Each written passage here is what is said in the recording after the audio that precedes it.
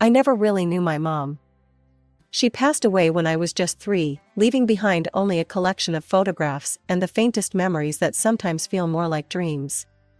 My dad, James Parker, owned a small but successful business that often took him away on trips. He was a good man, just, sometimes too trusting, I guess. I remember the day Dad introduced me to Sarah. I was 4, and he told me she was going to be my new mom. She had long blonde hair and smiled a lot, at least when Dad was around. They got married pretty quickly, and within a year, I had a baby sister named Emma. "Rose, come meet your little sister," Dad had said, beaming with pride. I remember touching Emma's tiny fingers and thinking how cool it would be to have a sister to play with. If only I'd known then how things would turn out. My grandmother, Dad's mom, visited us often in those early days. She was this warm, energetic woman who always brought me cookies and told the best stories. But I started noticing the tension between her and Sarah pretty early on. "James, dear," Grandma would say, looking around our increasingly messy house, "perhaps Sarah could use some help with the housework? The dishes have been piling up." Sarah would grip her coffee mug tighter, that fake smile plastered on her face. "Oh, Mother, you know how busy I am with the baby. These things take time." Later, I'd overhear Sarah on the phone with her friends, that old witch. Can you believe her? Coming into my house and criticizing my housekeeping? She's absolutely crazy. The tension kept building until one day, when I was about 6, it all exploded. Grandma had come over unexpectedly and found Sarah lounging on the couch while I was trying to reach the sink to wash dishes. "This is unacceptable," Grandma had shouted. "She's just a child, Sarah. You can't make her do everything while you sit around all day." Sarah burst into tears, fake ones, I now know, and ran to Dad's office. "I can't take it anymore, James. Your mother, she's trying to destroy our family. She's always criticizing me, always making me feel worthless. You have to choose, James, your mother or your family." That was the last time I saw my grandmother for many years. Dad chose Sarah, just like she knew he would. He called Grandma and told her not to come around anymore. I remember seeing her walk down our driveway for the last time, her shoulders slumped in defeat. "Good riddance to that crazy old woman," Sarah had muttered under her breath, but loud enough for me to hear. Then she turned to me with those cold eyes I'd come to know so well. "From now on, Rose, my mother is your only grandmother. Understand?" I nodded, fighting back tears. That was the day I learned an important lesson. In our house, Sarah's word was law, and anyone who challenged her would disappear from our lives. I was 7 years old, and my real nightmare was just beginning. Everything changed right after my 8th birthday. Sarah called me into the living room one morning while Dad was away on another business trip. Emma was playing with her toys, scattering them everywhere as usual. "Rose, you're a big girl now," Sarah said, her voice sickly sweet. "It's time you started helping around the house. You'll be responsible for keeping things tidy and clean." I didn't think much of it at first. I'd always been neat with my own things anyway, and I thought helping meant normal kid stuff like making my bed or putting away my toys. But Sarah had other plans. "Start with picking up Emma's mess," she ordered, pointing at the chaos of toys, crayons, and crushed crackers covering the floor. "And make sure you vacuum after." That became my new normal. Every day, I'd clean up after Emma, who seemed to take special delight in making messes. She'd dump out entire boxes of cereal, just to find the toy at the bottom, spill juice on purpose, and leave sticky handprints on every surface she could reach. "Can my friend Katie come over to play?"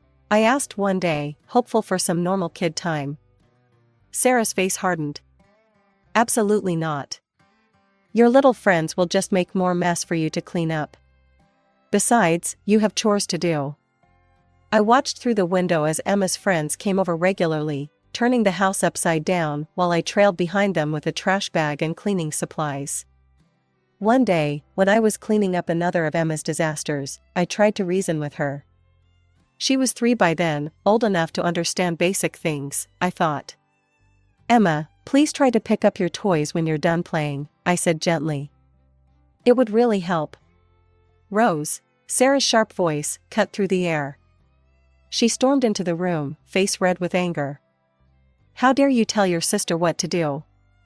She's growing up to be smart and successful, she doesn't need to waste her time cleaning. That's your job. By the time I turned 9, I was basically running the household whenever Dad was away. Sarah would leave me alone for hours while she took Emma to play centers, parks, or her friends' houses. I was terrified of using the stove, I could barely reach the controls, but I was more scared of Sarah's anger if dinner wasn't ready. I'd drag a chair to the counter, trying to figure out how to make simple things like pasta or heat up soup, constantly afraid I'd burn myself or start a fire. Dad's homecomings were like watching a magic show. Sarah would transform into a completely different person the moment his key turned in the lock. The house would already be spotless, she'd spend the morning cleaning it herself for once, and she'd be in the kitchen cooking his favorite meals.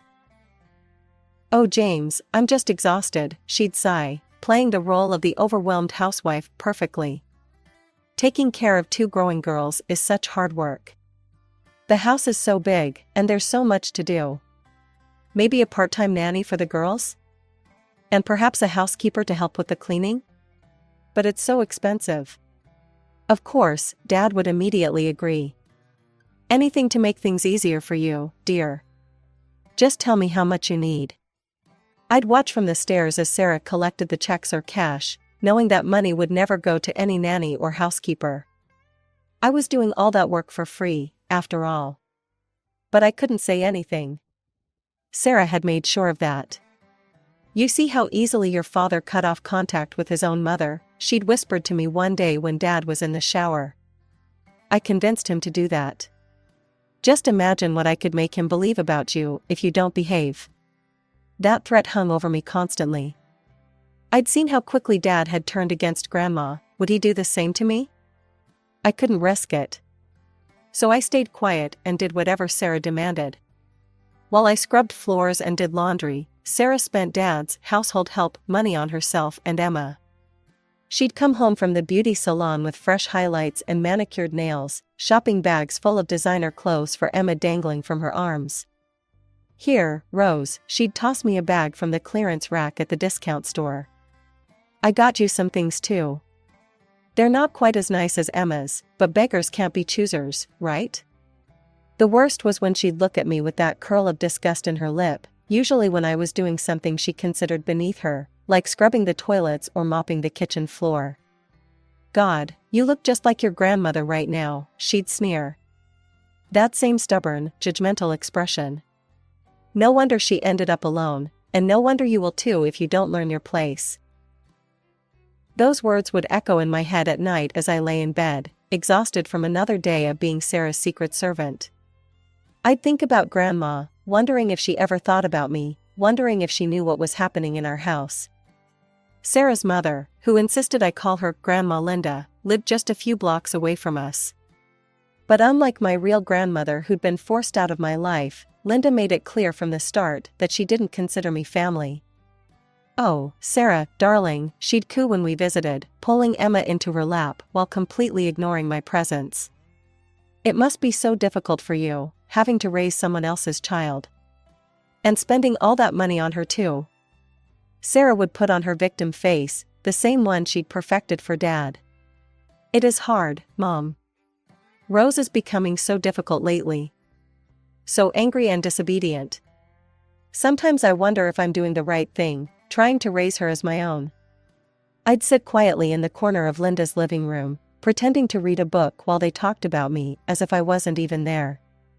Linda would shower Emma with gifts, new toys, pretty dresses, expensive dolls, while giving me disapproving glances. Linda would take Emma for special grandmother-granddaughter outings, to the zoo, to the movies, to the park, while I was left behind. Sarah would remind me to be grateful that Linda tolerated me at all. After all, she'd say with that cruel smile, "You're not really her granddaughter, are you? Just like I'm not really your mother." We're stuck with each other, unfortunately. As I approached my 12th birthday, Sarah's demands increased exponentially. The cleaning schedule became more rigorous, the standards impossibly high. Every surface had to sparkle, every floor had to shine, every piece of laundry had to be perfectly folded, and heaven help me if I fell behind. "Look at these windows," she'd shriek, running her finger along the glass. "I can see streaks. Do it again. And don't forget to dust the blinds this time." Or, "These bathroom tiles are still dirty. Get down on your hands and knees and scrub them properly. I want to see my reflection in them." The punishments for not meeting her standards were creative and cruel. She'd make me stay up late redoing tasks, knowing I had school the next day. She'd accidentally spill things right after I'd finished cleaning, forcing me to start over. She'd hide my phone or computer until the house met her impossible standards. But I never breathed a word of this to Dad. The threat of losing my chance at college loomed over everything. College represented freedom to me, an escape from this house, from Sarah's control, from the endless cleaning and cooking and serving. I dreamed about living in a dorm, having real friends, being normal. "One word to your father about our little arrangement," Sarah would threaten, "and you can kiss those college dreams goodbye. I'll make sure he knows what an ungrateful, lazy burden you've been." Who do you think he'll believe, his loving wife or his difficult teenage daughter? So I kept quiet, did my chores, and focused on my studies whenever I could find the time. I counted down the days until I could leave for college, telling myself that if I could just hold on long enough, I'd finally be free. But freedom seemed so far away, and Sarah's control only grew stronger with each passing day. Late at night, when the house was finally quiet and my hands were raw from cleaning, I'd lie in bed and imagine what my life could have been like if my mom hadn't died, or if Dad hadn't married Sarah, or if Grandma was still around. Several years have passed, and my grades had been slipping for months. Between the constant cleaning, cooking, and trying to keep up with Sarah's endless demands, I barely had time to study. Most nights, I'd fall asleep over my textbooks, exhausted from another day of being the family's secret servant. When Dad came home from his latest business trip, Sarah was ready with her newest performance. "James, we need to talk about Rose," she said during dinner, her voice dripping with fake concern. "Her teacher's called today. She's falling behind in almost every subject. I try to help her with homework, but she'd rather spend time on her phone than study. I think she needs consequences." "I'm not lazy," I finally burst out. "I'm trying my best." "Rose," Dad cut me off sternly. "Your grades are important. I work hard to provide for this family, and I expect you to take your education seriously. No phone for a month." I felt something snap inside me. Years of pent-up frustration and anger bubbled to the surface. I opened my mouth to tell him everything, about the cleaning, the cooking, how Sarah treated me when he was away. But Sarah must have seen the rebellion in my eyes. She pulled me aside after dinner, her nails digging into my arm. "Remember your grandmother?" she hissed. "Remember how easily your father chose me over her? One word from me, and you'll never see him again.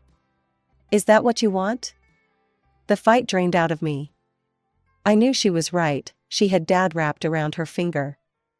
I couldn't risk losing him too. A few weeks later, Sarah threw Emma a massive 10th birthday party. I watched from the kitchen as a dozen of Emma's friends invaded our house, carrying presents and squealing with excitement. Sarah had ordered mountains of food, pizzas, burgers, sodas, and a huge cake. "Rose," Sarah called out. "Bring more napkins. And make sure everyone has drinks." I became their reluctant server, bringing food and cleaning up spills, while Emma and her friends treated me like their personal maid. They deliberately knocked things over, laughing as I scrambled to clean up. "Hey, servant girl," one of Emma's friends called out. "We need more pizza over here." They all burst into giggles as I silently brought them another plate. By the time the party ended, the house looked like a disaster zone. Soda stains covered the carpet, pizza crusts were ground into the couch, and sticky candy wrappers were everywhere. "This place is disgusting," Sarah sneered after the last guest left. "Clean it up, all of it. And do a proper job this time." I was on my hands and knees scrubbing the floor when Dad's Skype call came through. Sarah yanked me up by my arm. "James," she answered sweetly. "You'll never believe what happened today." Rose had some friends over, and they completely trashed the living room. I'd been cleaning for hours. I stood there, stunned by her blatant lie, as Dad's face darkened on the screen. "Rose," he said severely, "you need to help Sarah more and start behaving better. She's been telling me about your attitude lately, and I'm very disappointed." That night, after finishing the cleaning and listening to another lecture from Sarah about my poor work, I cried myself to sleep. I was 15 years old, but I felt ancient, worn down by years of Sarah's psychological warfare and Dad's blind trust in her lies. The next day at school, I couldn't focus on anything. My friend Jessica noticed something was wrong during lunch break. "Rose, you look terrible. What happened?" I told her everything about Emma's party, the lies, the endless cleaning, and how Sarah had manipulated my father once again. To my surprise, Jessica didn't just offer sympathy, she had an idea. "Your phone," she said, her eyes lighting up. "It has a voice recorder, right? Record her. Record everything she says to you when your dad's not around. Your dad needs to hear the truth, Rose. The real Sarah, not the perfect stepmother act she puts on for him." That afternoon, I started recording. As soon as Dad's car left for his latest business trip, Sarah's mask came off. "This floor is filthy," she screamed while I was mopping. "Are you stupid or just lazy? Do it again." The phone in my pocket captured every word. Later, while I was dusting the living room, "You're just like your grandmother, useless and ungrateful. This house needs to be spotless, do you understand me?" The recordings kept piling up. Sarah ordering me around, calling me names, threatening me. But the biggest revelation came that evening. "Listen here," she cornered me in the kitchen. "If you don't shape up, I'll tell your father you've been stealing money from my purse. I'll say I caught you drinking alcohol in your room. Who do you think he'll believe?" I felt my phone recording in my pocket and managed to keep my face neutral, though my heart was racing. Later that night, Sarah's friend Diane came over. They opened a bottle of wine in the kitchen, not realizing I was still awake, my phone recording through the crack in my bedroom door. "Remember when I got rid of his mother?" Sarah laughed, the wine loosening her tongue. "That old bat was getting too nosy, asking too many questions about how I spent James's money. So I told him she threatened me, said she was trying to destroy our marriage. He bought it completely. Cut her off just like that." "You're brilliant," Diane giggled. "And he never suspected?" "Please, James believes anything I tell him. He's such a sucker for the helpless wife act. Meanwhile, I get his money, and his precious daughter does all my housework. It's perfect." They kept talking, revealing more and more of Sarah's manipulations and lies. My phone recorded it all. That night, after making sure Sarah was asleep, I sat at my computer, hands shaking. I created a new email to Dad and attached all the recordings. In the subject line, I wrote, "The truth about Sarah." The message was simple: "Dad, it's time you knew what your wife is really like when you're not around. Please listen to these recordings. All of them, Rose." 2 days after I sent the email, I was in the kitchen making dinner when I heard a car door slam. Looking through the window, I saw Dad's car in the driveway. He wasn't supposed to be home for another week. My heart started racing. The front door burst open with such force that the walls shook. Dad stormed in, his face a thundercloud of anger I'd never seen before. Sarah jumped up from the couch, dropping her magazine. "James," she stuttered, her face going pale. "What are you doing home?" "I know everything, Sarah." Dad's voice was deadly quiet. "Everything about how you've been treating my daughter." Sarah's eyes darted to me for a split second before she launched into her usual act. "Oh, James, has Rose been telling you lies again? You know how difficult she can be." Dad pulled out his phone. "Difficult? Let's talk about difficult, Sarah. He pressed play, and Sarah's own voice filled the room. "Listen here, if you don't shape up, I'll tell your father you've been stealing money." Sarah's face drained of all color. Dad played more recordings, her screaming at me to clean, calling me names, and finally, the conversation with Diane about manipulating Dad to cut off contact with Grandma. "You monster," Dad whispered when the recordings finished. "You absolute monster. Making my daughter into your personal servant? Lying about my mother? Using me for my money?" "James, I can explain," Sarah started, but Dad cut her off. "We're done. I'm divorcing you. I won't spend another minute married to someone who could abuse a child like this." He turned to me. "Rose, go pack your things. Only what you need right now, we'll get the rest later." 20 minutes later, we were in Dad's car, driving away from the only home I'd known for the past 8 years. Dad had made a few quick calls and arranged a furnished apartment for us. Once we were inside the apartment, Dad pulled me into a tight hug. I couldn't remember the last time he'd hugged me like this. "I'm so sorry, Rose," he whispered, his voice breaking. "I'm so sorry, I didn't see what was happening. I promise you, no one will ever hurt you like that again." The next morning, we drove to a small house on the other side of town. My heart skipped a beat when I realized where we were, Grandma's house. She opened the door before we could even knock. Despite not seeing her for years, I recognized her immediately, the same kind eyes, the same warm smile.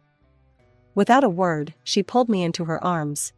Dad broke down then, telling Grandma everything, the recordings, Sarah's abuse, the lies that had torn our family apart. Grandma listened, nodding sadly. "I knew something was wrong," she said. "Sarah never worked, just spent your money like water. When I tried to talk to her about it, she told me you were her money bag and she'd spend whatever she wanted. Then she threatened to turn you against me and keep you from seeing your grandchildren. And she did exactly that." I watched Dad's face crumple with shame as he realized how completely Sarah had manipulated him. But Grandma just took his hand and squeezed it, showing that same forgiveness and love I remembered from my childhood. The divorce proceedings stretched on for several months. Sarah fought tooth and nail for everything she could get, but in the end, the judge ordered an even split of all assets. Dad let her keep the old house, neither of us wanted to live there anymore, too many bad memories, and he used his half to buy us a beautiful new home closer to Grandma. Emma chose to stay with Sarah, which hurt Dad deeply, but didn't surprise me. Sarah had spent years molding Emma into her mini-me, poisoning her against Dad, just as she'd tried to do with me. When Dad attempted to maintain a relationship with Emma, she blocked his number. "She's just like her mother now," I overheard him telling Grandma one day, his voice heavy with regret. But while we lost Emma, our own little family grew stronger. Dad started working mostly from home, cutting back on business trips. He hired a real housekeeper this time, a kind woman named Maria, who taught me that cleaning could actually be peaceful when it wasn't forced on you. The therapy sessions were Dad's idea. "You've been through trauma, Rose," he said one morning over breakfast. "We both have. And we need help processing it." Dr. Anderson, my therapist, helped me understand that none of what happened was my fault. In our joint sessions, Dad would often break down crying. "I should have protected you," he'd say. "I should have seen what was happening." But I didn't blame him anymore. Sarah had been manipulating him just as much as she'd been abusing me. She was an expert at playing the victim while making others suffer. Grandma became a regular part of our lives again, coming over for Sunday dinners and helping me with college applications. My grades improved dramatically now that I actually had time to study. The dark circles under my eyes faded, and I started sleeping through the night without anxiety attacks. Sometimes I'd catch glimpses of Sarah and Emma around town. They'd turn away quickly, Sarah pulling Emma close as if to protect her from me. It was ironic, really. Sarah had spent years painting me as the villain in Emma's eyes, when she was the monster all along. But I didn't waste energy being angry anymore. Instead, I focused on my future. I'd been accepted to several colleges, including my dream school with a partial scholarship. Dad insisted on paying the rest, saying it was the least he could do. "You deserve every opportunity," he told me. "And I'm so proud of how strong you've been." Sitting here now in my bedroom, surrounded by college brochures and acceptance letters, I can hardly believe how much my life has changed in the past year. The scared, servile girl I used to be feels like a stranger. Now I know what real family love feels like, not the conditional, manipulative kind Sarah offered, but the genuine support and care I get from Dad and Grandma. Tomorrow we have another therapy session, and next week I need to make my final college decision. But for the first time in years, I'm not afraid of the future. I'm excited about it. The nightmare is over, and I'm finally free to be myself. Sarah tried to break me, but instead, she made me stronger. And while I'll never forget what happened in that house, I won't let it define me either.